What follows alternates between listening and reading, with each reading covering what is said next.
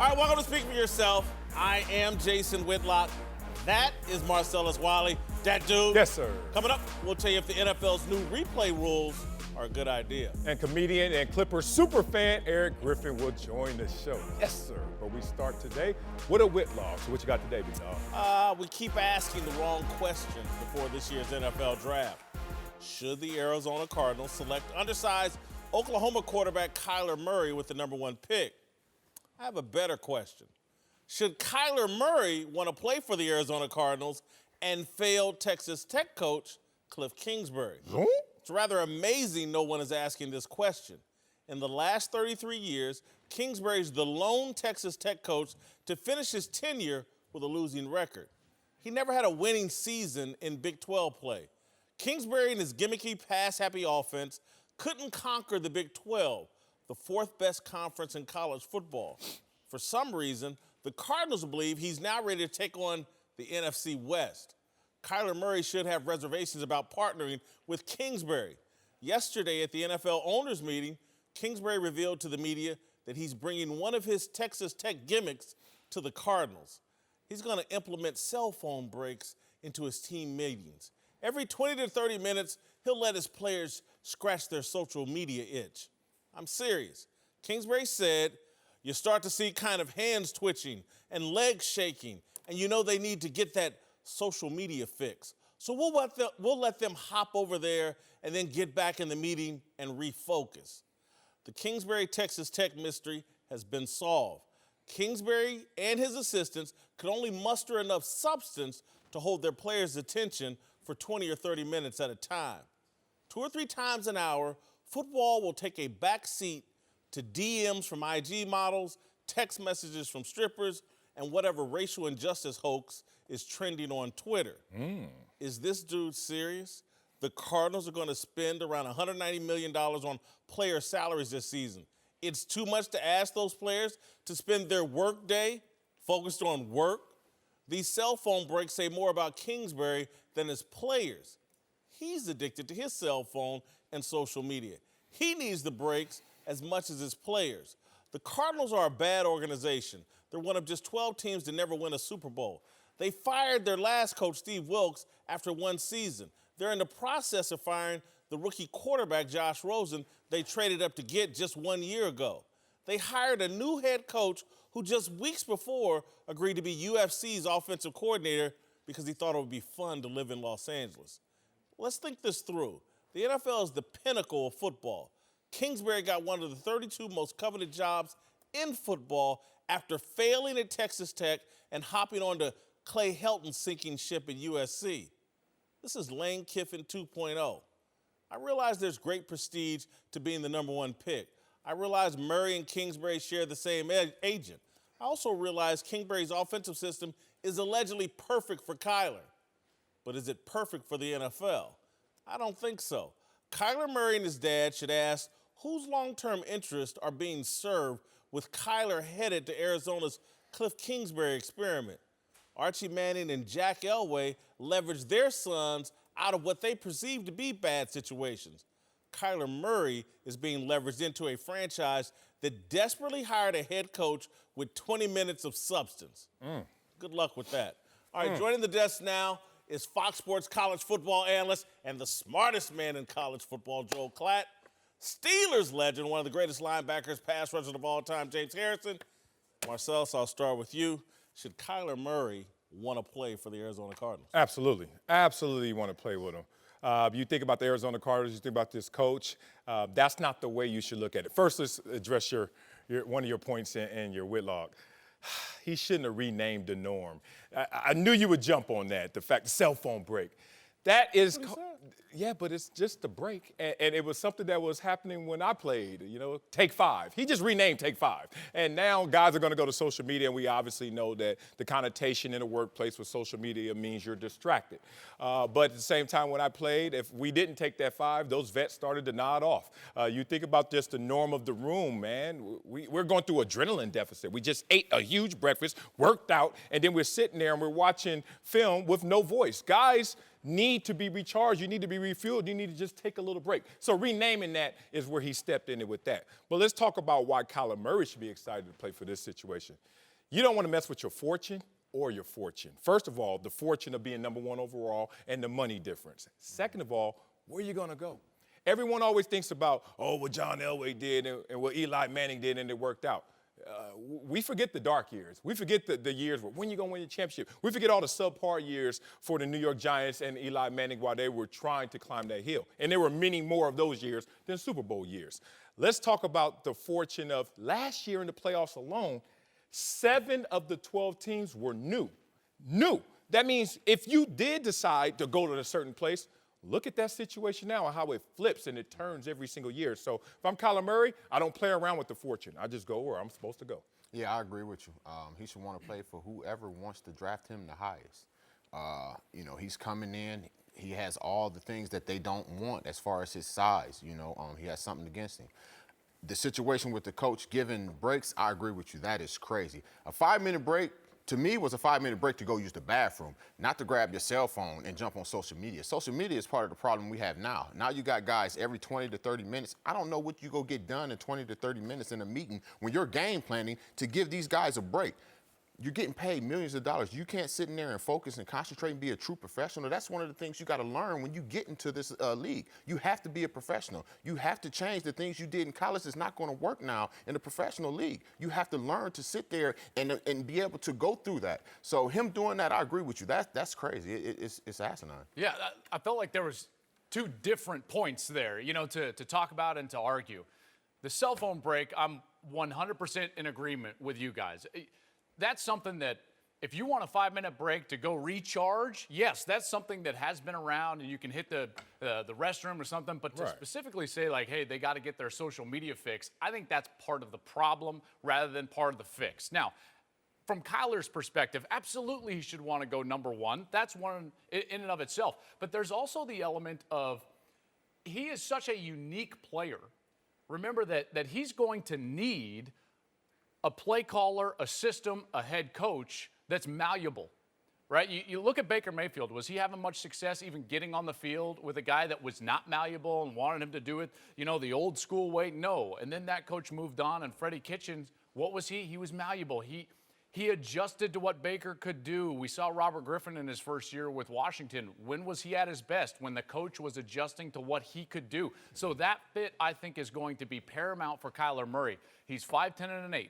We've never seen a guy that size get drafted number 1 at this position. He's going to need somebody that's all in, and I think at this point, Kliff is the best fit for him at that position. Joel, show me the blueprint where a failed college coach has come into the NFL and had success. Yeah, and listen, I don't have one. I don't have one at all. I will say that the blueprint being used now in the NFL is very different than what we saw 10 years ago, 15 years ago. Remember, like the Mike Shanahan, Mike Holmgren era, Bill Walsh era was you go and get yourself a head coaching position through success, maybe as a coordinator, and what do you grab? Power. You want the roster, you want the GM role, you want it all. Well, the organizations now have stripped that back away from the head coaches. It used to be you hired a head coach, you had to give him all the power. Now, you're hiring basically a glorified coordinator, in particular in the McVay era in that division. You're trying to go find a guy that'll do to your offense what Sean McVay did with the LA Rams, in particular with Jared Goff early in his career. So now you're hiring a guy that's essentially a glorified coordinator, and in that role, I think Kliff can actually be very successful. If you're telling me he's got to be Bill Belichick, no, that ain't going to be the deal. But if he's just in a very specific role, I think that it might be able to work. He's playing in the Big 12. He's got this high-powered offense, and it doesn't produce the results that you're looking for. But I think that now speaks he's to my going point. on to the NFL. But Jason, I think that speaks to my point. In college, you've got to be the CEO. If you're asking Kliff to be the overarching governing body, if you will, of that organization, it's not going to work. And in college, that's what you have to be, right? You've got to be over the recruiting and over the defense and over everything. Now, He's essentially a glorified coordinator. And a delegator.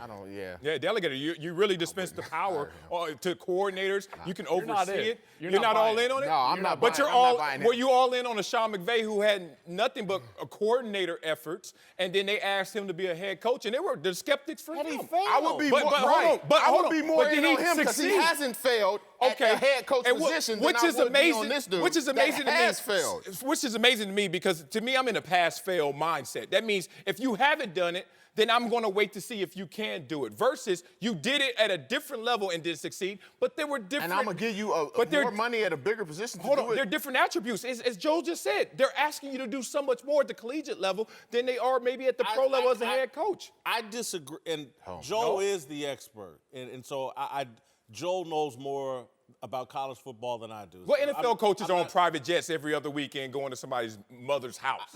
I get it. It's a lot more. But I'm just going to say, to act like he has no CEO powers coming to Arizona, when I just heard the man yesterday say, as the CEO, I'm going to install social media breaks for my team. That's not just an offensive coordinator. That's a guy that's setting a tone for his team, and he just I've heard every mature, rational football player say, you know what, this social media thing is a problem.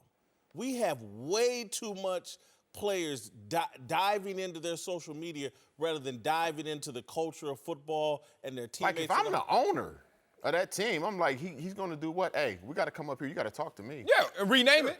Simple renaming it. But I mean, let's not act like you can't get nothing done in 20 or 30 minutes. First of all, you can efficiently. You've been in Don't think you get smarter because you sit in the library. You got to do your work and you got to be efficient. So you don't need more than. First of all, the cramming effect. We don't even need to go deep into this. It's okay to recharge as you do in weightlifting. Let's use something physical. You break yourself down to build yourself up. How do you build yourself up? You recharge. I don't go in the weight room for 15 minutes and then come intensity, out hit, high intensity intervals. You can't even do nothing for 15. You need at least 20 minutes of straight work before you get any type of fat. What are y'all doing for 20 minutes? I don't understand. If you did want to debate, right, the merits of Kliff, I would speak to the fact that normally coaches that are successful as a head coach in their background have cut their teeth on both sides of the football at some point, right? I mean, they were defensive analysts before they were offensive coaches and then offensive coordinators. Kliff never really had that. That was my knock all the time with him at Texas Tech. He was very different than, let's say, a Scott Frost, who even played defense after he graduated from Nebraska. He played for Bill Walsh at Stanford first, then Tom Osborne. He played for Bill Belichick. He played for Mike Tomlin. He had a wide swath of experience in football before he got a head coaching job at UCF and then now Nebraska. You compare that to Kliff, he was a quarterback, then a coordinator, then a head coach who called the offensive plays. He's been in the same lane, right? So if I was concerned, that's what I would be concerned with, is that he hasn't cut a wide swath in terms of experience in the game on both sides of the football. I want to go back to Kyler Murray, and I think the leverage and the power that he and his dad are not taking advantage of. And this is why the John Elway analogy is good, because John Elway was a big-time baseball prospect that could have went to the Yankees, and Jack Elway tapped into that and forced his son away from the Baltimore Colts. And whether we like it or not, that was a damn good decision. Bob Irsay running the Colts was a disaster, and that was a smart decision by Elway to use that. This kid has the same leverage, highly coveted in baseball, had a great contract from the Oakland A's on the table. He's seen as the #1 pick, won the Heisman Trophy. If him and his dad, and again, this is where I go, we talked about yesterday about the agent and who's the agent serving, and the agent is representing the head coach and this quarterback. Who's getting served here? Kyler Murray, perhaps with a different agent, and the dad and the son exercising their leverage and muscle. You can do better than Arizona. So what is better, though? Let's say let's say, for the sake of argument, we all agree on that, which I'm not. We don't, but so we what is the alternative? I mean, what's the other option, right? Is he waiting for? Hey, what's team? Here's the thing. Is it the Giants? The five teams that were mainstays in the playoffs last year, we were talking about earlier: Eagles, Rams, Chiefs, Saints, Patriots. quarterbacks. Like, if you try to play with your fortune, say, I'm going there. Like, you could have said, I don't want to go to Cleveland. Now, if you look at Cleveland, you're like, damn, Should've when I got drafted, Buffalo was running the 90s. We know the 49ers, the Cowboys. I played for two of those teams. Didn't do squat. Like, you could say, I'm going to go to the teams that are running it in that current moment. And then you flip in a couple years. I'm looking at ownership. Let's say he says, I want to go to the Giants. Yeah. Giants don't want him. Why? Because Gettleman is stuck in the past. If you don't check 6'2", he ain't drafting you. So, I don't know how much leverage, as you say he has, I don't know how much leverage there is. And again, you caught me a bit with my pants down, and that's all my fault because I should have identified the team, and I'll give it some more thought. Maybe I'll circle back to it tomorrow. But if I built Bidwell, that family, Steve Keim, the general manager, I'm looking at them, what they did to Steve Wilkes. I'm looking at what they're doing to Josh Rosen right now. I can find better partners than them. I'm looking at them go out and give Kingsbury this job, and he flat out just doesn't deserve it. I can find a better partner than them. Listen, and let's say for the sake of argument we agree, I'll go to an old adage my dad, who was a former Marine, used to say, he's like, never quit your job unless you got another one. And here's the kid that's got the leverage. I don't know who the other what's the other one? is. You're as faithful as your options. What are your options? Because right now, Arizona's in, right? Yeah, Arizona's chips are going into the middle of the table. And if you're Kyler, I think that's your best option. Yeah. To answer your question, right? I mean, what is his best option? I think Arizona's his best option. Look, and again, I don't even know where Tampa Bay's drafting at right now. But they got Bruce Arians. They're in Jameis Winston's the quarterback there. That's his boy, and he's worked with him before. He's looked at Jameis Winston and said, we're going to try and fix this. So I don't think they're going to disrupt that Bruce Arians day one with Tampa Bay. I don't think he wants to disrupt that chemistry. I'll just say this. I'm not afraid to go it alone. Or, like I'll dismiss someone before I have the next one in place. That's why they ain't gave you a head coaching job. And when you're sitting, super single over here. You know what you're toying with at that point. When you're sitting there and picks 15 and 16 are rolling off the board and you start thinking about your bank account, Aaron Rodgers' face. You know what I mean? Remember that day? I don't think he would get past Oakland, and Oakland would have to move Carr. So there are partners there potentially, but boy, you're playing with fire there. You got somebody all in at number one, you take it. Guys are terrible at taking care of their health. Whether it's a knee injury, bad back, or something worse, we're usually more comfortable rubbing some dirt on it than seeing a doctor. I'm guilty of it myself. Particularly when I was younger and playing football, I can remember hurting my shoulder and never telling the trainers. That turned into a real problem. The same is true for erectile dysfunction. Studies show 70% of guys who experience ED don't get treated for it. Thankfully, Roman created an easy way to get checked out by a doctor and get treated for ED online. Roman is a one-stop shop where licensed U.S. physicians can diagnose ED and ship medication right to your door. With Roman, there are no waiting rooms, awkward face-to-face conversations, or uncomfortable trips to the pharmacy. You can handle everything discreetly online. All you have to do is visit getroman.com/speak, complete a dynamic online visit, chat with a doctor, and get genuine medication delivered to your door in discreet, unmarked packaging. Guys, go online and get checked by the doctor. Erectile dysfunction is a problem that guys don't tackle, but with Roman, it's really easy, so take care of it. For a free online visit, go to getroman.com/speak. That's getroman.com/speak for a free online visit. Getroman.com/speak. Whitlock and Wiley, joined now by Fox Sports rule analyst Dean Blandino.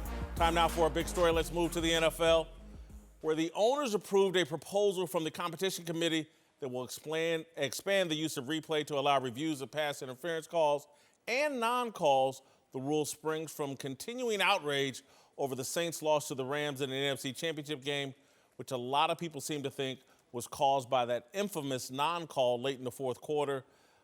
This was a mistake and an overreaction to one blown call. You just don't make decisions like this. out of outrage. They need to rethink the competition committee and not let one emotional coach, Sean Payton on the competition committee, drive the NFL into an instant reaction. You're just creating more problems. You can't human beings are going to be making decisions and making mistakes until the end of time.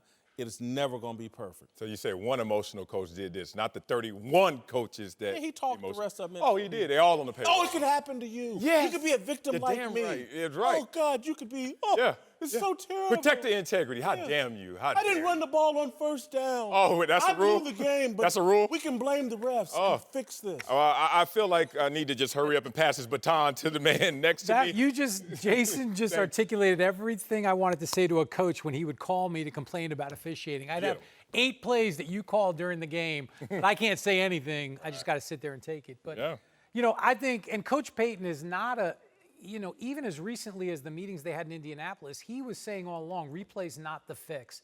And he does think big picture, but I think the coaches got together. I think the commissioner was pushing for this as well. And there was a mantra, we have to come out of these meetings with something.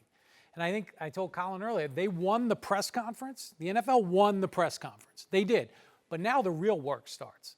Now we have to vet out all of the things that this means. This is a significant change. And we have to figure out how this is going to work. How's it going to work inside 2 minutes? What's the standard?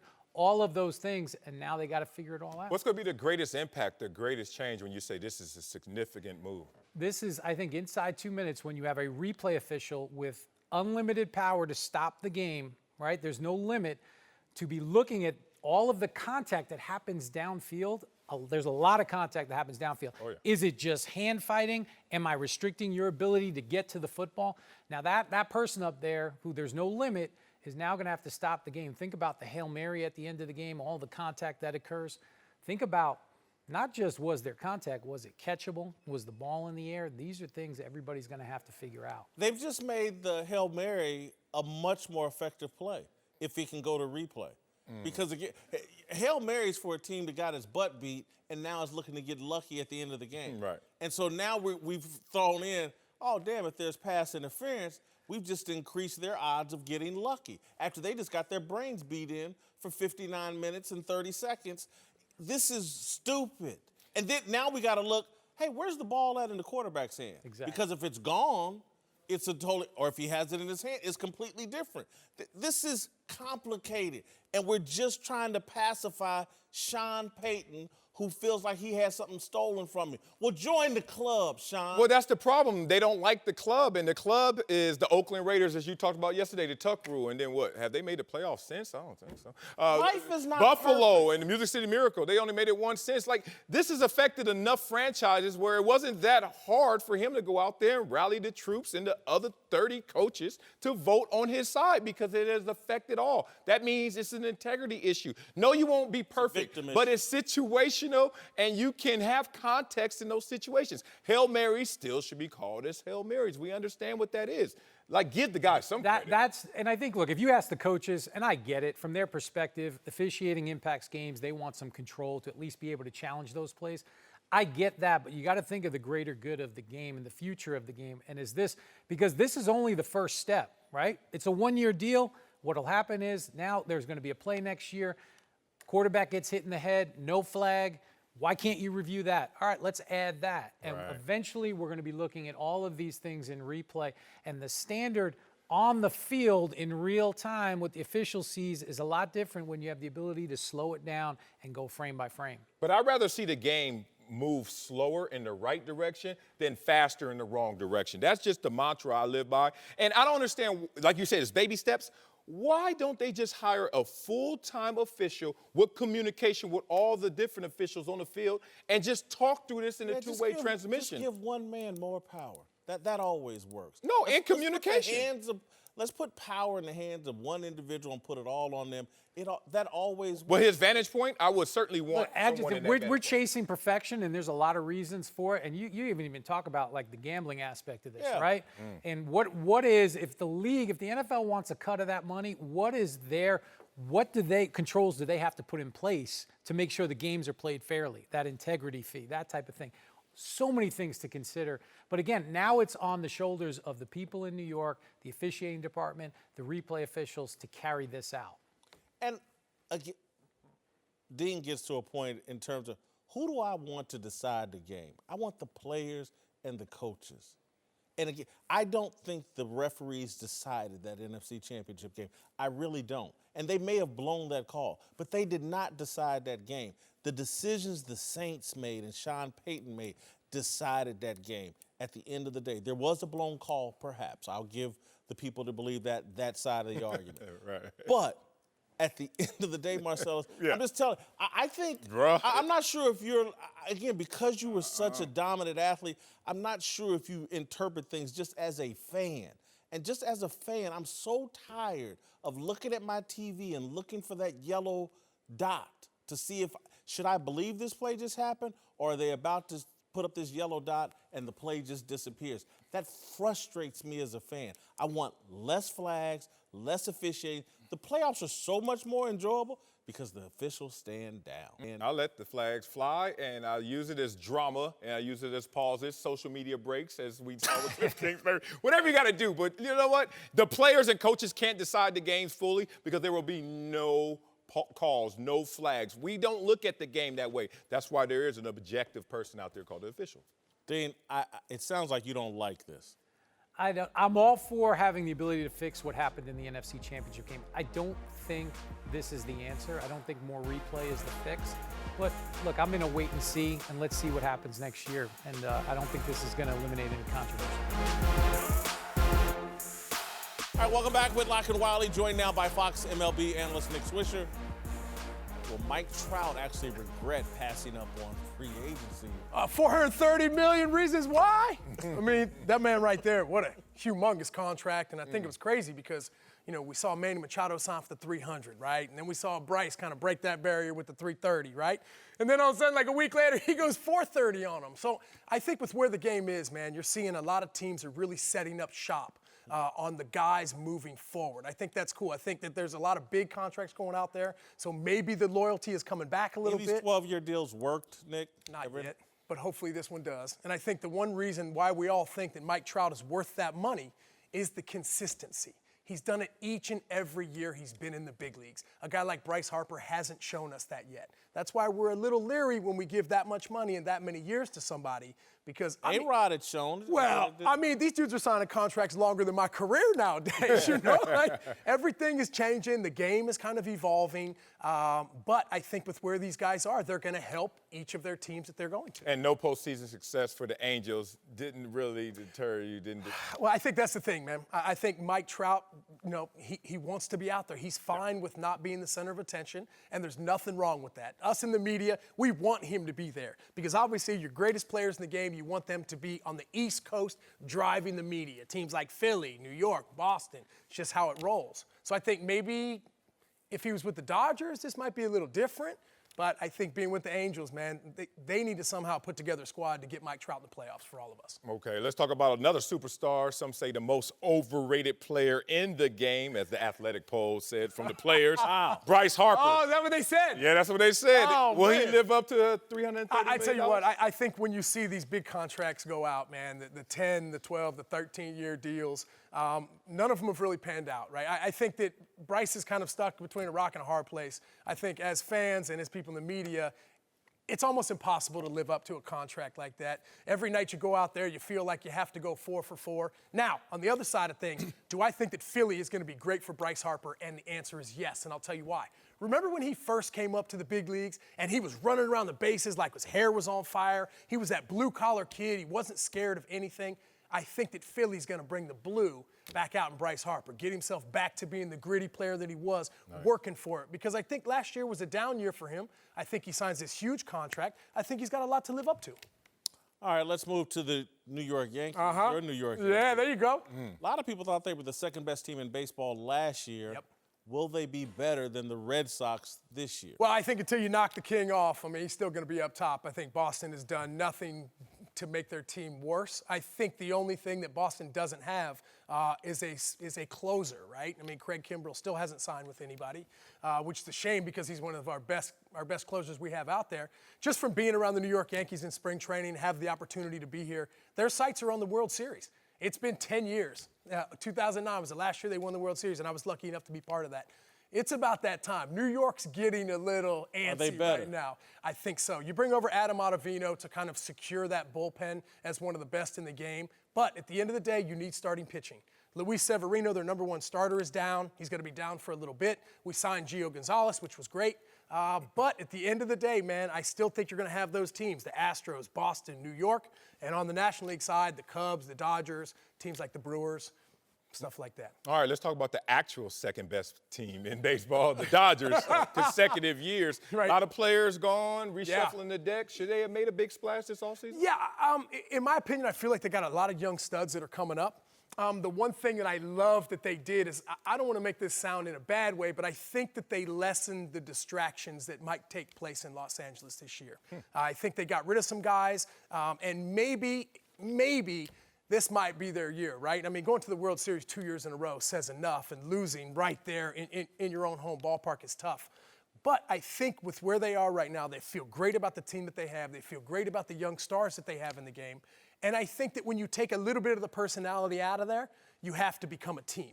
And I think with the talent with guys like Matt Kemp, Yasiel Puig taking off, I think that they feel really good about where they are. And obviously the numbers prove so, right? All analytics say they are the first or second best team in the National League. So with where they are right now, Dave Roberts is your manager. You got to love what he brings to the table each and every day. It would be hard to say that they're not one of the front runners for the return. Nick, I got to ask you this most burning question in baseball, I think, right now. Does Trout's contract put more pressure on Mike Scioscia? I'll explain that joke later. Man, don't do that to him. They ain't played a game yet. Leave your boy alone. Whitlock and Wiley, James Harrison is back. Time to get antisocial. We're joined by my very good friend and fan of the show, Eric Griffin from Workaholics. There it and is. I'm dying up here. And Clip City, Chip City. Clippers, man, till I die. Eric's actually one of the big fans of the show, Marcellus. He texts me all the time. Oh, yeah. Little critiques. You should do this or do that. But anyway, he's filling in for Darnell. Love. Darnell back in I'm being Indianapolis. paid in T-shirts. Welcome to the club, brother. Welcome to But the club. I do thank you for having me, and I like being here because I like being with Jason because I'm not the fattest guy in the room. Okay. All right, well, what's popping on those two? All right. That's your boy, all right. Okay, let's get it going with ex-Kardashian Kris Humphries. Oh, that's wrong. Who opened up about life and basketball in a recent article in the Players Tribune. He wrote about his childhood and his time in the NBA, but the most interesting part of the article was about brief marriage to Kim Kardashian. The two were famously married for all of 72 days. Kris reflected on the embarrassment of the divorce, saying, quote, "It sucked. It's never easy to go through the embarrassment of something like that. It was brutal. I didn't know how to handle it." Do you feel bad for Kris, guys? I not at all. Someone needs to sit him down and say that glass is half full. Nobody, you can't take them 72 days back. I remember my mama told me one time I broke up with some girl. She goes, she can't take that. She can't take it back. It ain't coming back, right? That counts. I actually do feel bad for him. I mean, look, no one knows what they sign up for when you get into a situation like that. You may think you do, but have you ever seen for real, like, superstardom, like hang out with Kobe or like super paparazzi when they come out of bushes? Justin Bieber walk by you out here in LA, and great. they out the bushes. They are blocking traffic. You are just trying to get a donut, bruh, and he can't live like that. And then he gets clowned because it didn't work out and he was really in love. Yeah, I feel bad for the dude. I don't feel bad for him at all. I would love to have that situation. You know. What? What part? Name what part you don't want to have. You want the money. You want the money and the fame to a certain point. There's a certain Listen, point. all that money is worth for the fame, and I got 50 people taking a picture of me eating a donut. So what? No, he ain't that rich. He that famous. Could have been if he stayed there. Marcel, have you ever been in the same spot as Kim Kardashian? Yes. Yeah. Yeah. No, so I mean, I was in Wet Republic. We had cabanas right next to each other. That's when I became a believer. When I saw her at a pool party. I get where in you're gear. going. I was like, oh, this is real for real. Yeah, this is real. Yes. But not It real. ain't real. But It ain't real. It's I know real, what you're but it ain't saying. real. Yeah, it but ain't real. It's really real. It's real, though. Yeah, right. But it ain't real. I don't know, dog. I think it's suspect that Jason was next to Kim Kardashian, but Jason the high roller. That's my dog. all right, my Clippers have officially clinched the playoffs and silenced the haters. Let's take a listen. ESPN predictor. Right. 33 wins. That's what they said. Charles Barkley, 33 wins. Vegas, 33 wins. And we going to the damn playoffs. Now, I do have a problem with them, celebrating like they won the championship, but is it time to stop disrespecting my Clippers? Well, first, Doc always got that club voice. You ever, you know? Yeah, like you just came in, You yelling over those speakers all night. And screaming all night, smoking on cigars and everything, drinking that sipping drink. whiskey, yeah. Oh, man, but bring it on. Whatever y'all got for the Clippers, they used to it. You can't disrespect the Clippers more than in part that they disrespected themselves for so many decades of being a bad team and bad ownership. Wow. So you know what? That's my squad. I don't care what y'all think. We're just going to keep mowing that lawn, bro, and then you're going to look up. This team going to be something. I wish he had kept it all the way 100 and just said 33 wins. They was talking about the Lakers, not us. Yes. Should have kept it that That close. was Yeah, amazing. it's time to stop disrespecting them a little bit. I think that underdog mentality is really what, led them to where they're at right now. So I think if you stop, I don't know if they'll be able to continue, with what they're doing. Like But the Eagles last year. exactly. They start That putting on them underdog- dog That masks. underdog mentality is great. When they doubt you, that's something that drives you. Yeah, You know? keep going, y'all. Keep All right, Eric. All right, let's move on to the story. This story's been trending this week. The Big Baller brand looks like it might be coming to an end. A report surfaced earlier this week that Lonzo has cut ties with one of the co-founders of the brand. Then Lonzo's manager posted a viral video throwing out the Big Baller shoes, urging fans to do the same. Now it looks like Lonzo has covered up his Big Baller brand tattoo with dice. What is going on with Lonzo? Marcellus. Yeah, you know I'm a Triple B supporter. Even when Yeah. it's going away, I'm keeping Yeah. my Triple B merch. Come on. Lonzo's getting rid of it, but you sticking Listen, with it. he said I rolled the dice and I came up with a 4. You know how hard it is to hit a 4? T-Elite. No question. Here's the problem. Tattoos, it's your own thing. Do what you want to do. But they're supposed to be permanent. And when you get them covered up, I don't got respect for cats that cover up their tattoos because it was something that you thought of in that moment that you said, I want to put on my body for life. And now you're going to cover was it up? young. That's weak. What do you mean? He's still young. What you I mean? know, but he wasn't. So you'll just he keep- realized he that gonna come you up know the what? dice next? He said I rolled the dice, and this is what I came up with, a 4. With a foe. A foe. Look, I'm not getting rid of my merch, and when I see y'all with these If cats Lonzo's covered up, jumping ship, how are you staying on the ship? because I'm not a follower, bro. I supported the spirit. Lonzo's the leader. No, his daddy and the spirit of what they wanted to do was the leader. Now, don't try to make Lonzo the leader now. Lonzo's spirit has been broken. Hey, when you start bro. covering up tats, I love the concept. dice. Look. Like you said, your mama said it best. You can't take it back. Cover up his name, can girl. cover it He up. still was there, all right? And then cover up Triple B if you want. Still Triple B in the house, bro. Respect. Well, I'm not surprised they're using dice since that's like how you play craps, and it seems to be a crap brand. So, Whoa.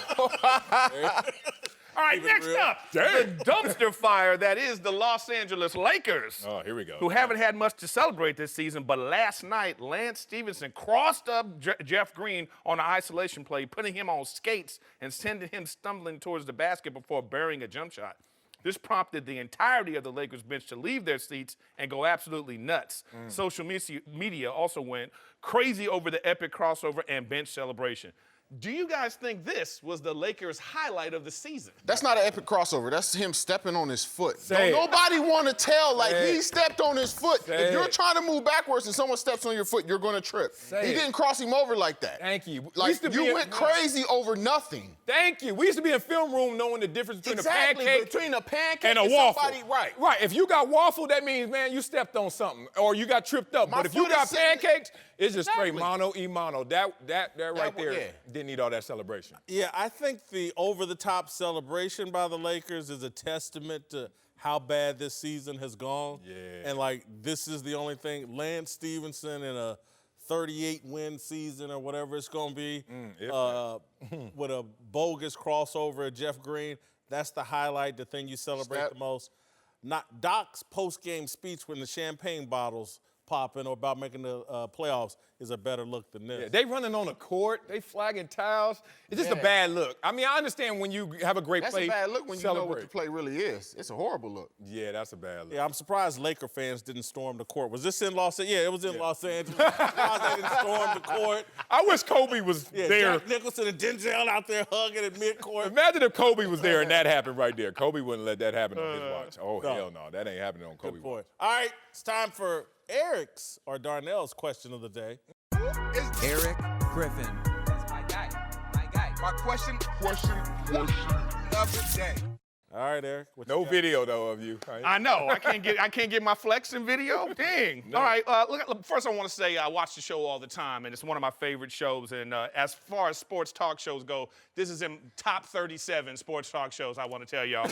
But 37. Moving on up. Top 37. Moving up. But I want to know, how did Speak for Yourself become the blackest talk show on TV?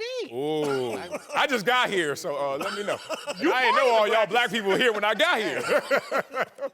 Come on, Whit. Here was just Whit, and then I can tell you what. It's funny. I have this conversation, candid conversation, a lot of times offline with people. Well, talk like you got a because mic Whitlock on. got his critics out there, and his people sometimes be coming at him, and I'm like, but Whitlock about that life. A lot of cats out there with the retweets and the clicks, but Whitlock about that employment, about that opportunity, about that life, and about that voice, and letting you have the latitude to do that. Yes. So it's amazing that this show has turned into this. I don't think off of origin you said black, but it turned into something like this. Respect. What I did want to do, to be quite honest with you, and what we wanted to do, and I'm Marcellus, Charlie Dixon, Eric Shane, we just wanted to do a good show. And we wanted to fill a niche that I felt was in the market, and they agree with me in terms of just an authentic conversation among athletes. We have Joel Klatt and Mark Schlereth and plenty of white guests on, but I just think we're trying to have a very authentic conversation. I think a lot of the conversation is rigged and one-sided. I wanted to demonstrate that among black men, we could have a conversation where there's disagreement but respect, and disagreement but understanding, like, oh, I see where you're coming from, but this is where I'm coming from, and we can all get along. And so it's been great. And I think for some people, they get surprised because I get asked that question a lot as well. Yeah. They say, how do you do it at Fox? And I'm like, man, y'all just don't understand. This is from my perspective. I'm not bringing Marcellus into this. But I don't think you could do this at ESPN because here at Fox, I'm just telling you, if it's good, they'll do it. Right. That's it. That's the if Man. it's good, they'll You do just it. proved I didn't have no part in me actually being in here, but I just want to thank you for putting me in that category that I could be that person to come in and give you that authentic. Hell yeah. Especially with your reputation. My reputation is speaks for itself, and I came on here and upheld it. I ain't trying to win too many arguments over there. We kind of like the AFC North, man. You remember when Marvin and Mike Tomlin? Right. And Hugh Jackson? Yeah. Dog. The AFC North. It's real out here. It's real in these streets. You know what's crazy? Friday. This just proved this is the blackest show ever. Because you can count the white guests. You just literally just start naming your white guests. We got him, and we got him. We got Mark Schlereth. That's what they do. When they were like, I ain't racist. I got James Harrison and Marcellus Wiley. Marcellus Wiley. I got James. I got You all can them. name your white friends. Boy, you black. You black. Who else? Come on, let's Joel go. Klatt, Scalabrini. Coach. Oh, look at that jump. Scalabrini. Nick Swisher was just here today. I love A little combo in there. So. As a viewer, Eric, what do you think? I love it. I mean, you the Malcolm XL of this community right now. XL. Triple L. Malcolm XXL. You know, you got James Debo Harrison here all the time. Swole, Like that. You know, yesterday, That's the muscle. Yesterday, that shirt you had on, he was calling you the brawny man. Quicker picker up. Hey, he didn't want to tell me that. I told him I was going to catch him after the show. Yeah, I had to go up to James before the show and be like, yo, hey, in look, case I say something. I'm a comedian. Okay, so if I say something, you Oh, yeah, right, I'm like, right. hey, don't worry about it. I ain't going to do nothing. I'll just catch you around one of these corners after the show over with. Marcellus usually got his nice Steve Harvey suit on, too. I like it a Oh, lot. but man, damn. Is it Steve Harvey? Well, this one's good, but yesterday This one's tighter. you had a blue on. It was a lot. You know what I mean? Yeah, that's But what I listen, was. as a viewer, I watch the show all the time, and I love after the Whitlogs when you have these like 20-minute intense discussions, very thoughtful discussions, especially coming from your side too, Marcellus. When Jason brings up this stuff, and I think it's an important discussion to have nationwide, and I'm glad you guys are doing it. I really am. I love this show, and more people should be watching it. Now, did they get you some Henny and chitlins in your dressing room? Yeah. There was barbecue. There we go. Right. There we went. White girls Macaroni and cheese. Way to get off the air. Way to black had a show lot get of canceled. that That fast. That was fast. Chitlins? How dare you? First of all, Jason. Hell no, I don't eat that. Crazy. I'm a city Jason dude. know he too I'm all bougie up for in chitlins. there. I'm a city dude, but my mama brought them hog maws. Not quite, Eric. They were cooking them. I wasn't eating them, though. Hell Why you don't eat hog maws and chitlins? Because the smell. Kill the smell. Put some Kill ice the on smell. that thing. What do you mean, move? All right, we got to go. Thank you, Eric. Appreciate you man. being I'm here. watering and thinking you about can catch it. Eric at the Improv in Kansas City on Thursday, Friday, and Saturday. With that In shirt on. Kansas City as well. You gonna have that All right, shirt tune on. in tomorrow. We'll have another special edition of Antisocial with my man Frank Caliendo sitting in for Darnell. He's white. You won't want to miss that. All right, Whitlock and Wiley joined by longtime NBA players Catino Mobley and Jerome Williams. Don't be wrong. It's time for That Dude's Dudes. Marcellus, what you got? The big boys on the block right here. Thunder and Mo Thunder over here. Let's go on to the third That Dude of the week. Woo! Point guard Trae Young. Ice Trae out here. We got to respect him. Maybe Rookie of the Year. Who knows how that's going to play? No. All right, Big Easy. Dwayne Dedmon comes down with the rebound over 3 Pelicans. Pass out to Trae Young. Starts a mini fast break. Ooh, all the Pels in the paint. Alfred Payton takes him out.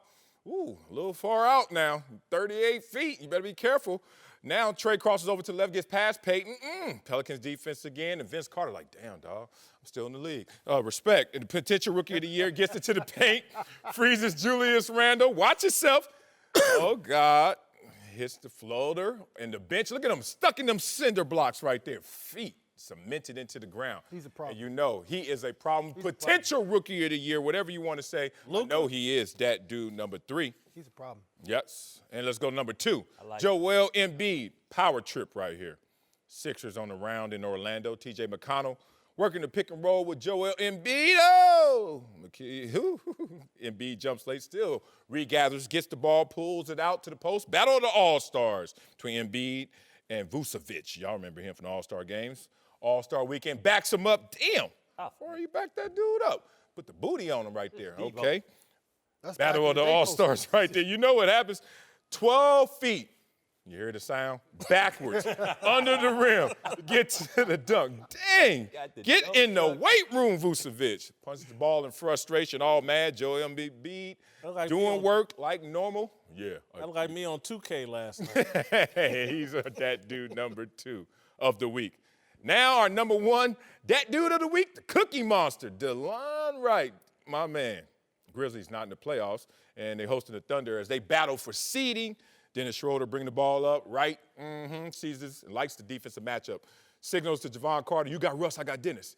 Great communication right there for the Grizzlies. Oh, Schroeder takes a crossover, right, picks some cookies. The break is on, right to Carter, right for the easy dunk. Take another look right there, right. See that cookie right in front of him. Give me that. Bite, pass back, dunk. Cookies all day. DeLon Wright, Cookie Monster, my dog. And he's I like that kid. yeah, he's nice. Family nice, all of them. Whole family, yeah. Yeah, that dude, number 1 of Toronto, too. All right, thank you, Marcel. Let's move to the Lakers, where speculation about who will be the team's next coach is reaching a fevered pitch. Despite the fact that Luke Walton still has the job, now according to the New York Times, Mark Stein, the leading candidate is a guy LeBron knows well, former Cavaliers head coach Ty Lue, who Stein says has, quote, a significant advantage over any other potential candidates. LeBron James gonna bring back Ty Lue, and I actually probably think this is the right play for the Lakers. If you're gonna go all in with LeBron James, you need to go all the way in. Put the onus on him. Give him the coach that he wants. And now sit back and say, it's on you. We gave you everything you want. Yep, exactly. If you're going to be the one selling this ship, let's give you the crew you want. Let's see how far we can go. He checks the box also for the Lakers, being a former Laker and a champion as a former Laker. They hired a Byron Scott kind of in the same mode, same thought process to get them through some of their darker years. Well, they're still in the dark times, but now you have LeBron James, so give him the crew he wants to see where it goes. Yeah, I like that with Ty Lue. I've always been a fan of Ty Lue. And having LeBron James, like you said, if you're going to invest in LeBron James and you know that before he got here, he was just a stone cold winner, 8 straight finals, you have to fully invest to see what you're going to get from it. And then put the pressure on him that, okay, I got you your coach, I got you your players, I got you this, I got you that. Now what are you going to give us kind of thing. And I think with Ty Lue coming in and LeBron James' demeanor, who LeBron James, and he demands so much not only from himself but his coaches and the people around him, I think Ty Lue can handle that. I agree as well. 60%, winning percentage with Ty Lue, with the LeBron James era. This guy's always been a part of LeBron's, maturity factor after the Miami Heat, being able to get back to the finals, year in and year out, and then also putting up a championship in Cleveland. That's his guy. That's an interesting thought, though, right? Him leaving Miami, coming back to Cleveland, and him knowing, okay, I won it with Dwayne Wade, Chris Bosh, Pat Riley, and the Miami organization. Now I'm coming back to Cleveland, I might feel myself a little more. Tyronn Lue took that character, took that personality and said, you know what, I can deal with it, and we're going to win another one. He might have been hard to deal with in Cleveland, too. With less talent. You never know. Potentially. We haven't seen what the Lakers roster next year is going to look like. The only thing I've known Ty Lue since he was a high school basketball player in the Kansas City, Missouri area. Great person, great man. My guy. I would be concerned, though, if I'm Ty Lue, when the player who's now in a desperate situation, a very desperate situation, he's basically hiring you. And so I think there were some moments in Cleveland where Ty Lue stood up to LeBron James in a big way, and it worked out and it was effective. Will he be allowed to do that this time in Los Angeles? You said that in the last segment. Your show was about us, right, saying your honesty, if we fight against each other, whatever, disagree, agree to disagree, the whole thing. If it was a problem when he was standing up to LeBron in Cleveland, LeBron wouldn't even thought about having him come to the Lakers because he'd have felt some type of way. Because LeBron's on a different pedestal. Ego-wise, the whole thing, he's accomplished so much. And rightfully so, he should be able to be like that because you're successful, right? You don't go back down. So now you have to say, you know what? You talk back to me, you did this, you did whatever in Cleveland. Now you come in the Lakers, I really respect you. Just like Kobe say. Right. Kobe's like, you know what? I'd rather you come at me than not come at me. I respect you when you coming at me, when you fight me, Rajah Bell, whoever it is that you are, because now I respect the competition. And I think that's what LeBron wants. And that same level, you got to take it, in the huddle, on national television. That's where, those relationships is built. Well, this is going to be a different relationship because Phil Jackson said it famously, there's nothing harder than to coach an aging star. Yeah. And now, this ain't LeBron Cleveland. Oh, this boy jumping over the rim. Now he's jumping to the rim. Right. And he's still LeBron. He still has all his talents. He may be plateaued or maybe starting to come down. You're going to have to guide that guy down the hill. And that's why Tyronn Lue's the best fit for him. That's right. What?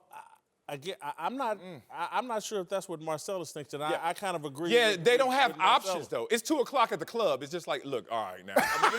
They looking around. One coach, Mark Jackson, I love him. I thought but he's not the best fit, even though he may be the best coach. I love it. It's just they don't have options. It's Ty Lue or who? Well, they all in on LeBron, so there's not very many choices that they have. But let's deal with Marcellus's point in terms of – no, and seriously, though.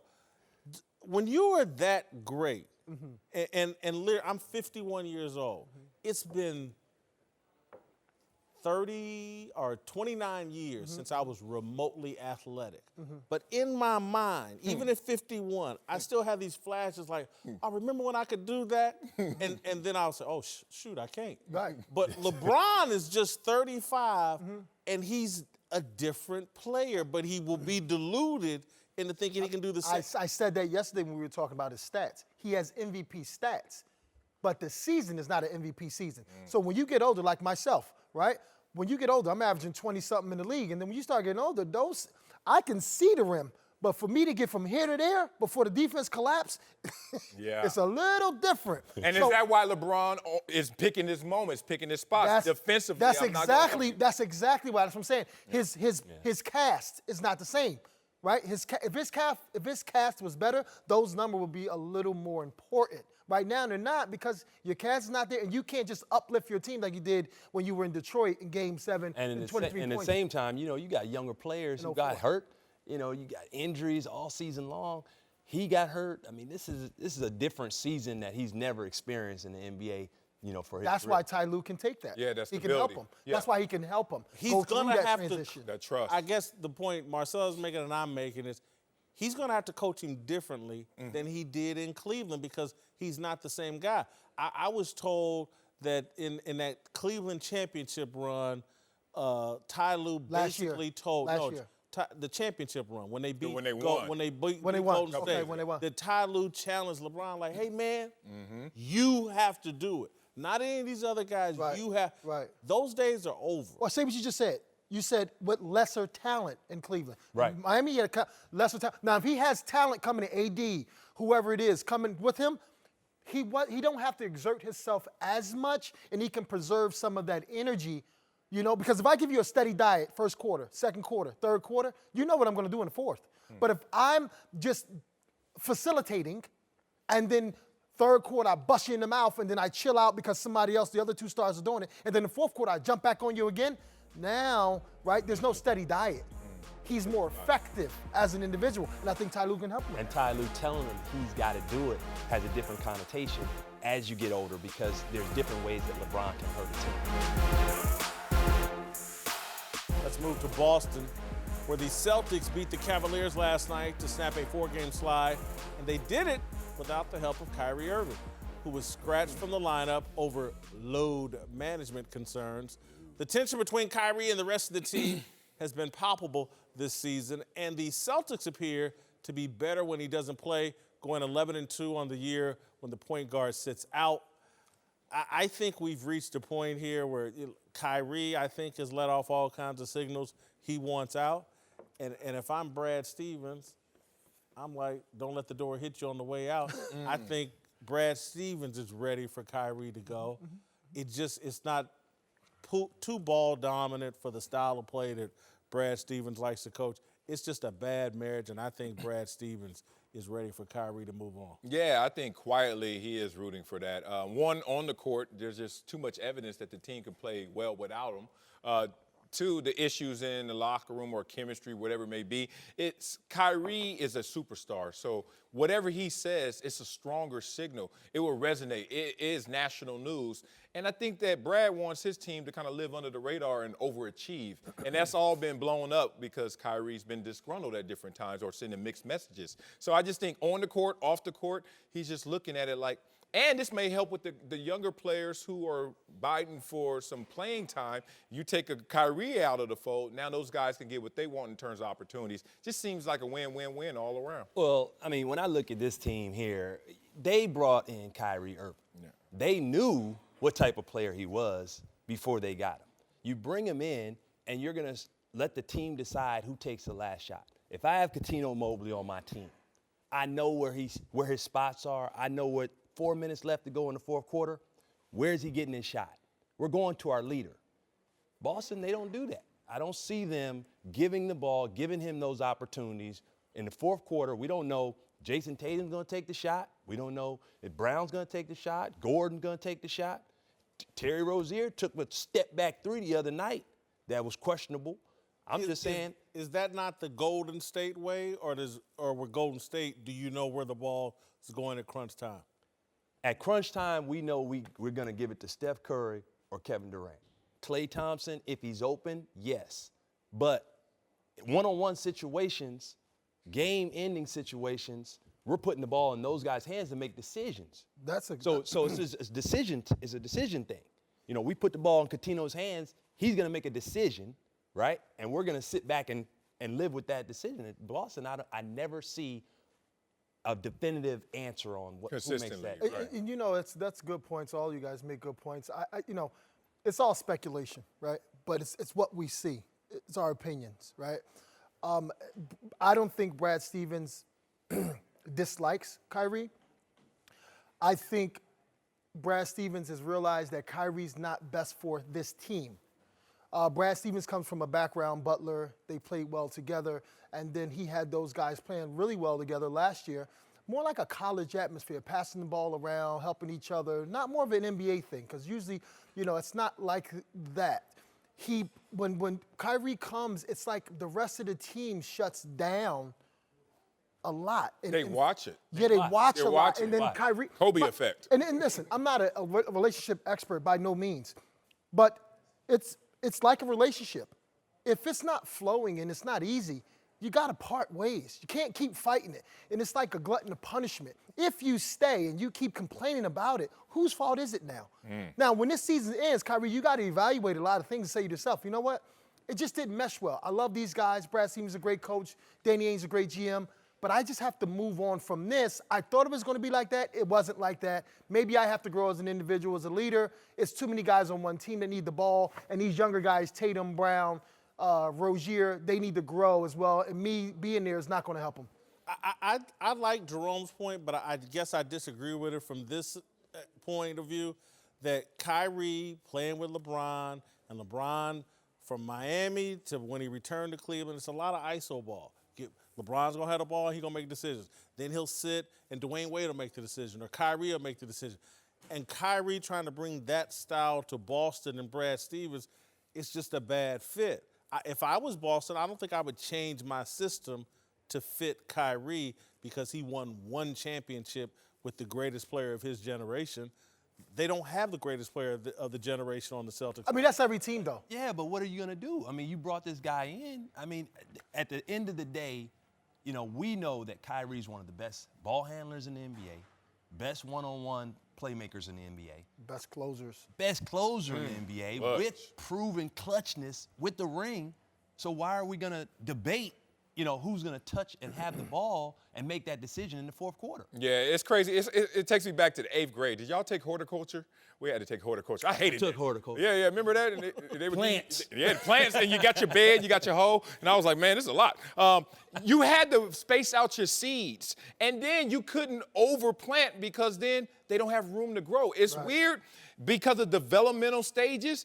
They got too many seeds that are starting to blossom, and there's not enough room to grow. And then you uproot it to let Kyrie fit in there, and then he can't even fully blossom because you already got all these other seeds there. Just a weird example. Wiley, that's a good acknowledgement. That's great. Yeah. Analytics right there. Nice. 8th grade. Uncle Jimmy's here. All right, Uncle, what are your thoughts so far? Officer friendly? Yeah, that hat looks friendly. That don't look like an officer hat. Don't you worry about it. I know where you got that hat from. Yeah, I'm glad. I'm damn doggone sure glad you know. Let's get down to the dump. Coming to the stage. Midnight Lavender. Go ahead. Listen here, man. Big dummy of the day. Big dummy of the day. Go to somebody that sit up here on national TV talking about, oh, no, I don't like chitlins. How you gonna sit up and say I don't like it? Well, you gonna sit up and say you ain't never had no chitlin flavored now laters? Hell no, I ain't no chitlins. The smell. You know how it get cool and get that little skim on the top of it, man? You What's can't wrong have with company you? for 2 weeks after some chitlins, man. The whole house. You know you came from Compton. Right. If you clean them right. That's why we got my nephew. Yeah, I bet you clean your plate right. Yes, he do. I'm not eating no chitlins. Don't need to wash it. Here's a highlight from our discussion earlier about Kliff Kingsbury. Kyler Murray should have reservations about partnering with Kingsbury. He's bringing one of his Texas Tech gimmicks to the Cardinals. Every 20 to 30 minutes, he'll let his players scratch their social media itch. I knew you would jump on that, the fact the cell phone break. That is, yeah, but it's just a break. And it was something that was happening when I played, Take 5. He just renamed Take 5. Just rename Take 5. Just go to the bathroom. Use the phone. All right, Uncle Jimmy, what's your take on Kliff Kingsbury? Let me get this straight, man. You mad at a grown man for giving other grown men the opportunity to handle their business every 20 to 30 minutes. I ain't got nothing but respect for Kingsbury. Game recognized game. Hey, Kingsbury is a true player. He's got player bones in his lineage. Clarify that, Uncle Jimmy. Clarify. Clean up. All right, dude, peak game. Unlike my nephew, see, Kingsbury recognizes that the player game has moved to the cell phone and social media era. See, the Arizona players, they're going to love the fact that Kingsbury going to allow them 3 times an hour to go check in on their wives, girlfriends, and other significant others. Ain't nothing worse than being stuck at work and unable to tend to your flock. The Bible speaks to that. Oh, you know, the Bible, Uncle Jimmy had to leave his job at the sheriff's department because they wanted to limit my access to the tenders. Look, man, you don't think that's going to be a distraction in the locker room? Yeah. No. See, look, man, listen to me. The distraction is when you got to sit up and worry about what your lady's up to when you at work. You're not focused. You you got one of your partners all up in your girl's DM, liking her pictures on IG, swiping right on the Tinder. Bro, it's hard to focus on the playbook when you got some recently retired teammate with all the free time in the world, Yes. who would like nothing better than to holler at one of your side pieces. You can't focus. Kingsbury's an innovator. Huh? So you think It's going to work. He's Yeah. a disruptor. Absolutely. Oh, my God. In the next year or two, players going to be taking their cell phones onto the football field during the game. Hey, man, remember when Antonio Brown did the Facebook Live from the locker room? Remember? Right? Now he gonna get on the field and do it before he retires. Player cam, huh? Hey, bro, you think I'm lying? Mark my word. Cell phone gonna replace the jock strap in the NFL as the most important piece of equipment in the NFL. No It's doubt. the new American Express.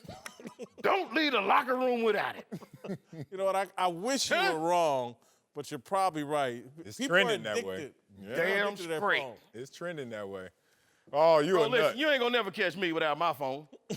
Truthfully, now, you ain't gonna never catch a real player without at least 2 phones. Cell phone, laptop, cell, MacBook. Hey, boy, that's the modern day Stacey Adams and Dobbs Fedora. You see a brother with a cell phone and a laptop, Cell top. I like it. you know he got a stable of IG models. Hey, bro, Kingsbury about to be the NFL Coach of the Year. Hold on, wait a minute. How many players you done seen today come up here and not had their phone right there with them when they was up here? Good point. All right, I got to get. Hey. Look, Your phone Kingsbury going off, is Marcellus. a dumpster fire. He's my lowest rated play. Yeah, guy that's we've ever damn done. 31. You get 30 for signing your name, don't you? My dude. Got 31. Hey, my teammate did marry my ex, so. Oh. Dang, what was this Whitlock and this Uncle Jimmy speech then? Could What have did you saved me find? boys from grief. Job performance goes up. You know why? Because he's keeping all options available. Nobody knows what the Arizona Cardinals going to do.